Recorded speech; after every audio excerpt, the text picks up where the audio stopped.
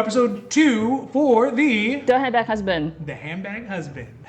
So today, I think what I want to talk about is something that you and I actually differ a little bit on, and I think a lot of people don't really even think about it while they are planning, which is how to prepare and how to plan and how to understand your next Hermes appointment. Because we have one coming up here in the not so distant future, and I kind of want to run through just how we prepare for it, mentally, physically, financially, emotionally, and all those other things that go along with it. Just a disclaimer, this is not the Paris appointment. This is just like a normal store MS appointment.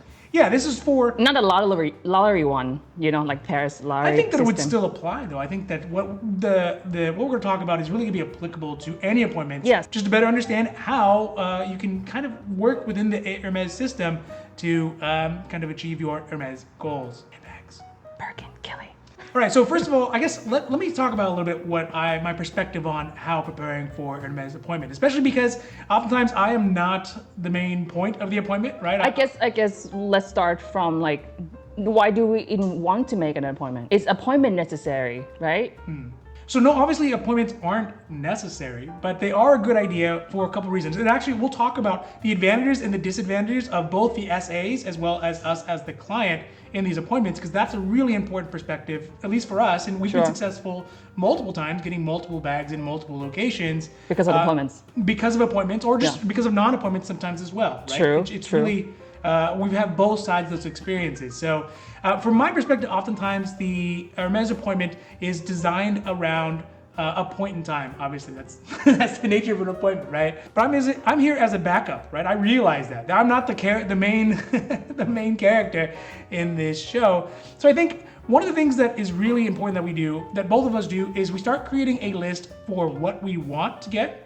Kind of on the way down, the very top, a Kelly or a Birkin in the size and the color that we're looking for. But also really important is a list of what we don't want, because in a lot of appointments, you will get offered tons of stuff that maybe you're not that interested in. And if you are the kind of person that likes to say yes, you end up with 45 pairs of shoes that you don't want. If you like shoes, go ahead and use them. They're great shoes. But if you're like, well, I just want to, they offered it and I have to buy this, then having that list of what you're not going to buy in this visit is also really, really good. So, you want to create a list of the things that we're hoping to get, the things that we actually kind of want to get, and the things that we're willing to buy and that we actually need, and then have a list of what we don't want. So it's an easy way for us mentally to be like, oh, and the essay is like, what you need is a gold bangle. And you're like, oh, I don't know. I guess, okay, no. But if you have a list. What do you mean I have one? Well, that's how I learned from this list. No, I actually wanted that one. So I mean, yeah. All right, so that is it, right? Have a list of what you want, have a list of what you don't want. And I think one of the other things... I have a suggestion for this. If you're going with your husband, make a flashcard. Ooh, like picture. A flashcard. Like so husband, write it on your hand. you're not gonna know, right? Like maybe put a picture, crop it from computer.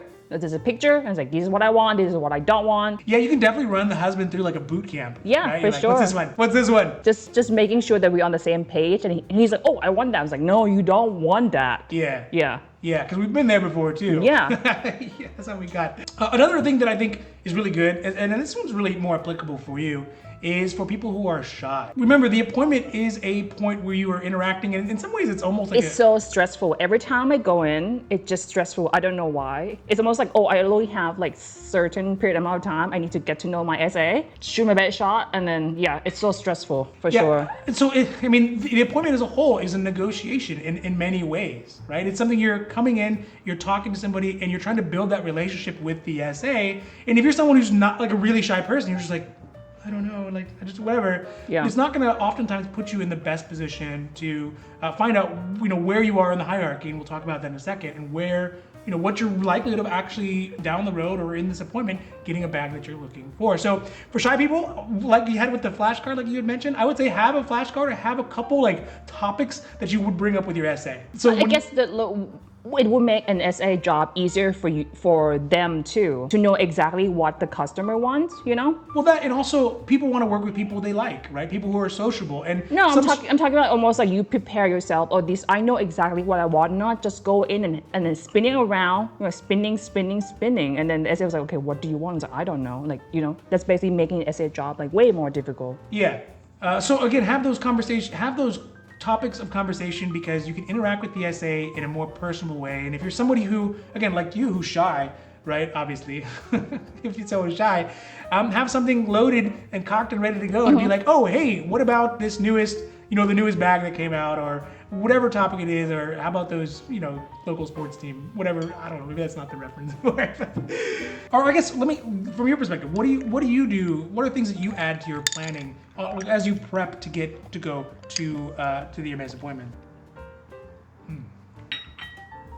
Oh, I basically make sure that stuff that I plan, and then if it's kind of, say for example, we kind of been collecting the cheval plates. I need to make sure that the one that I'm gonna be able to get, or the one that my SA gonna show me, is not the one that I already have. Does it make sense? Yeah. So because some pattern is so similar, so I want to make sure. Okay, let me go look at my stock. Okay, I already have this one. Don't buy it again because it's throughout 1, 2, 3. They change only just like maybe a horse color. Make sense? Yeah. You know what I'm talking about. Yeah. Yeah. And also sometimes these appointments, they last 2-3 hours, right? 4 hours. Oh, it's almost like, it feels like you're buying a car in some ways. And sometimes it costs as much as buying a car. Wow.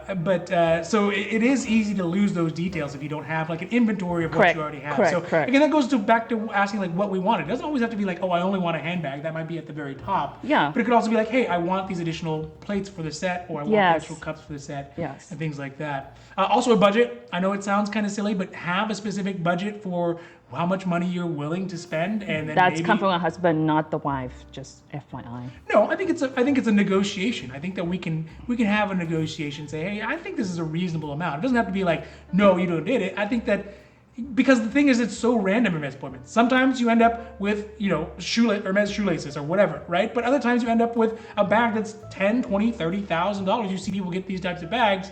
You don't really know what you're going into to get it. You mean 40-ish? Yeah.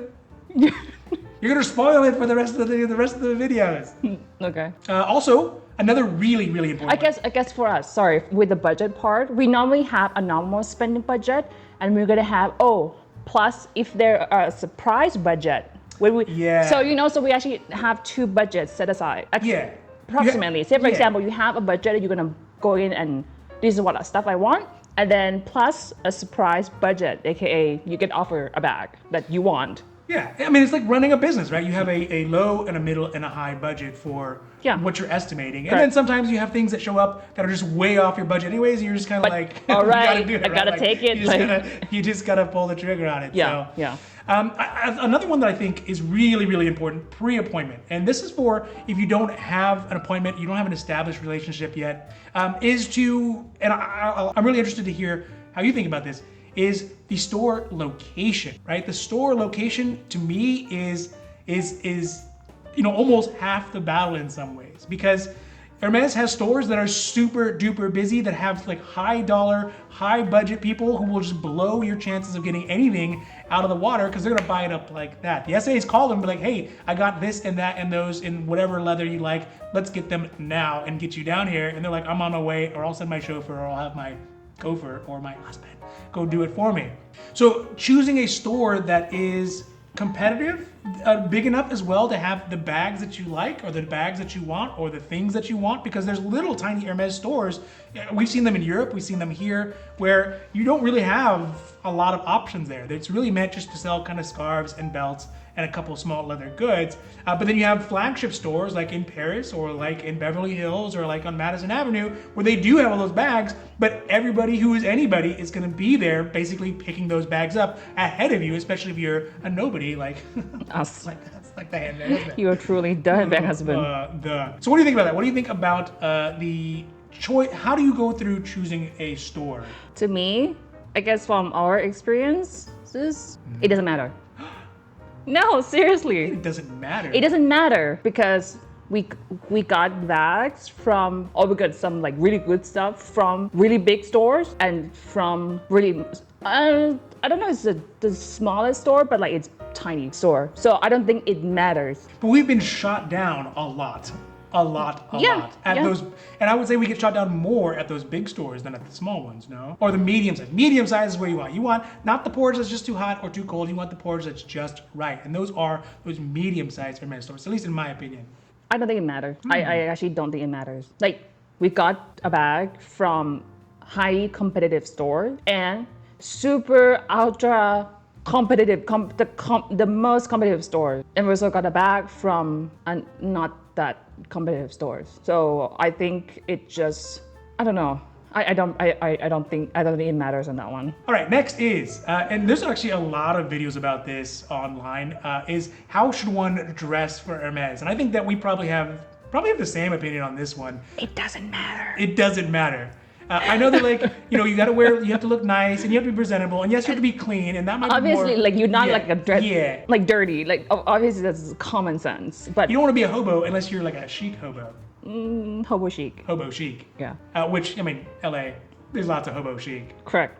But I ultimately think that it really doesn't matter. I know that people think that they need to dress super nice, and maybe that does have some appeal as far as building an interpersonal relationship with an SA or being someone who's seen as someone who wants to be worked with.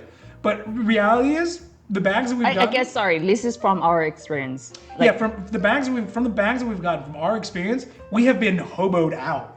Right? Like, Yes. we were just Like, hobo max. it's not as bad as gym clothes, but like it's Yeah, right. it It's like wasn't it gym wasn't gym clothes. clothes, but it was right there, like maybe 2 steps above gym clothes, right? Yeah. Like hot and sweaty and like cargo pants and slippers, or like No, I was wearing like just like workout sneakers. Sure. Yeah, so I mean, ultimately, I don't really know if it matters. I think that there's how you dress, obviously important if you're like dirty, right? And especially for men, maybe it's, you don't want to have like dirty hands or like, just be like too scruffy, but that's just more of a hygiene issue. It's not like I dislike this person. You probably don't want to smell that either, right? Like, but that'd be like the same as if you were going to jury duty, right? So I think the dressing one is overplayed a lot. I think a lot of people have made a lot of points about how you need to dress and what you want to dress, and are you like an Hermes person or whatever. I think some people say like, oh, do you want to show them that we are like Hermes customer? That's why they say, oh, you should wear something that's like maybe some accessories or whatever, Well, yeah, we were having this conversation earlier today, in fact, is that we were talking about the watches, right? So for example, like a Rolex, right?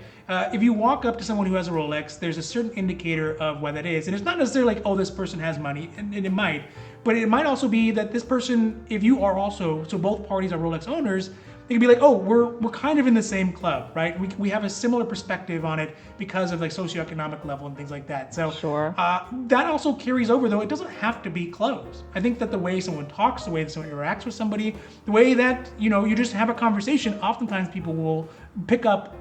Humans are super adept at that, and your SAs, if you're likable, they're gonna like you, and they're gonna give you opportunities that maybe you wouldn't have gotten. Another one that I would really think is important, and this one is a little difficult because you kind of have to do some soul searching with it, is you need to kind of figure out where you are in the hierarchy of the Hermes client ladder, right? Because you realize these SAs, they're dealing with some really high-end people, probably. They're dealing with some people who are maybe just beginning in their Hermes journey, so they're just kind of buying some Journey, sin bin. You should throw something at me every time I say it. So there's people who are beginning that process of climbing the ladder within Hermes or whatever. So you gotta kind of figure out where you're at. And the best way to know that is to have an idea of how much you have spent, what you have purchased before from Hermes, because they do track it, although it doesn't carry over from Europe or Asia to the US. So far. At least so So far. far, yeah. But you want to know what you've gotten, and also if you've worked with the SA before, you want to kind of talk to them about how you've used the things that you've actually gotten. Because remember, the SAs are also on the lookout. They're on the lookout for people who are just trying to buy the bags and then resell them.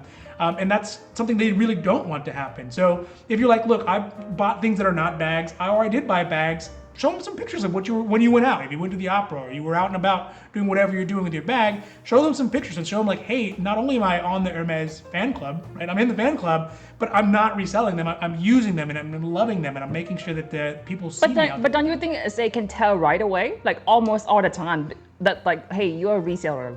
I think that it's best to make it obvious that you're not. And for us, we would never even, of course, we'd never consider reselling them. In fact, we barely even use them as it is. But I think if you kind of give them experience and kind of have a chance to talk to them about how you're using the goods that you got, whether it's the plates or whatever, or the The bags or the shoes or the belts, using them is the best way to show that you are actually into it and you're not trying to do it for some other ulterior motive. And I think you're right though. I think the SAs could pick it up pretty quickly because I mean, again, they see people all day, every day. This is all they do. They know these things like the back of their hand. Yeah. All right, so last up today, one thing I want to talk about, and again, this is something that I think I have not seen any videos on it necessarily, is that at the appointment, before the appointment, you want to understand what are your strengths and weaknesses, as far as what are the advantages and the disadvantages that you have, because this is a two-way engagement. You're interacting with the SAs, and the SAs have some very, very serious advantages over us as clients, but we also have some advantages and disadvantages as well. And so understanding those can help you kind of better process how the appointment should be going. So let's talk about some of the advantages that the SA has first. First of all, they know what they have in stock, right? They know They basically are a gatekeeper. They're gatekeepers, yeah. So they know what they have in stock. They also know what your purchase history is. So you can be like, oh, I bought this and I'm such a fancy person or whatever, but they're gonna look it up and be like, no, I don't see any of that. Or be like, oh, you know, that's great. Let's start you with a Constance bag. Or let's start you with a garden party. So they know your purchase history, they know what they have in stock. They also have say in what they get offered to, right? They have a say in what they want to offer to you. And I think that those are really the biggest advantage they have. So they know what they have, they know where you are as far as your purchase history, what your likelihood of buying these things are. So let's go back to the hierarchy. Yeah, it goes back to the hierarchy as far as they're putting you in a sales hierarchy because they have their goals to get to as well. So they know what they have in stock, they know what they can offer you or what they would want to offer you. Again, that goes back to if you're a likable person or not. And they know what your sales history is. Now the disadvantage for the SAs is that they don't know the time that this is gonna happen and they don't know the place it's gonna happen. And many times— Wait, sorry, what's that mean? We are the ones who choose the stores and the times that we show up. Okay. Right, so that is a disadvantage in some ways because obviously in any sort of negotiation or interaction, the time and place plays a big part of it. And I think that you can kind of plan out times and places, maybe give yourself a better opportunity or have a fighting chance to get some of those harder to get Hermes pieces. Say for example, like Christmas time, might not be the best time. No, but like people normally say, oh, during that time, MS get more stocks because, you know that lots of people. So I don't know, supply demand. Yeah, that's a weird balance for sure. But like to me, too busy. I'm not want to go in if his store is too busy, you know? And also like parking and stuff is always a nightmare on Christmas. Correct. Yeah. Like I'm already worried about like, food I need to prep and then I have to make sure that, you know, the holiday seasons and don't want to be stressful. So shop early. That's my recommendation. The other disadvantage that the SAs have is they don't know how much you have to spend. Right? They don't know how much money your budget's at. And that is actually a disadvantage to them because they have goals, right? They have presumably sales goals that they have, and ideally they want to, you know, make I guess they need to make sure that the clients is comfortable to spend on that budget, right? And then like there's a balance that they need to make sure that. Correct. Yeah. They want to make sure they don't know how much you have, but they have their sales goals, so they obviously want to achieve those goals and also juggle making sure that you feel comfortable with what you're getting and you're getting things that you want, maybe in most cases, correct, and that you can reasonably purchase, and you're gonna come back to buy more stuff, unless because if they screw you over, then you're not gonna come back or you're gonna change your SA. Correct. So that is on the SA side. So they have some advantages and they have some disadvantages. Now the advantage that we have as a client is we know the time and the place, we know the budget that we have for it, and we know what we're willing to buy. But again, those disadvantages for us is that the biggest one for us is that we don't know where we rank within that hierarchy. And I'm building this whole premise around the idea that there is a hierarchy of clients. These are top tier clients, these are mid tier clients, these are beginning clients, however you want to say that. And so you climb those ladders, but you don't really know where they're at. And it might even be day to day where they say, you know what, I have someone, tier 1 client coming in, they want this and they want this, and we got this. And if that tier 1 client hadn't come in, and we've seen this, is if that tier 1 client didn't come in, they say, I don't want this bag, for example, then— we might have gotten the bag because of that too. That's what I'm saying. I think that we had gotten a couple of those bags because someone came in and said, no, this is not my style or it's not my size or whatever. Sure. And we were like, I'm ready to go. So That is the real disadvantage that we have as clients. We don't really know where we're at. We just know when and where and how much we can spend. As a recap, real quick, first things first, you want a list of what you were hoping to buy and what you would buy. Second is you want to create a list of things that you would not buy in this visit. Not saying you're never going to buy them, but you may not want them in this visit. If you're a shy person, Hi. make sure you have something to say in those weird, awkward moments where things are quiet. It just kind of helps move things along. Or bring husband. Or bring a husband who never shuts In up. this case, the handbag husband. I'll go with you, man. I don't want to go with that. Choose an Hermes store that you think would be good. That's me. We have a difference of opinion on that. Dress appropriately and cleanly and hygienically, but you don't have to be wearing a bust out. tuxedo, right? A bow tie, a tuxedo. And then lastly, just understand what your relationship is with Hermes, how much you've spent, your existing relationship with your SAs, and kind of that overall experience. Let them know that you are a Hermes for life kind of person, someone who's really involved in Team Hermes, right? Go Team Hermes. I feel like it's just showing that you appreciate the brand. I don't think it has to be like you Yes, have like you have fine, like okay. I'm not like you don't need a cheerleader, but yeah, you don't need like I'm a diehard fan and have a tattoo of Hermes, you know. like tattoo Hermes for life. Yeah. And then lastly, understand the advantages and disadvantages that you have, because understanding those gives you the opportunity to really kind of leverage those situations to put yourself really in the best possible situation that you might get the bag. And it may not be that time you get it, right? This is not a guarantee that you would ever get it, but it's a guarantee that you're ready to be in a position to be able to accept it if they offer it, and if not, you're just going to continue to build along your relationship and maybe move up those tier levels. So that is it for today's Handbag Husband.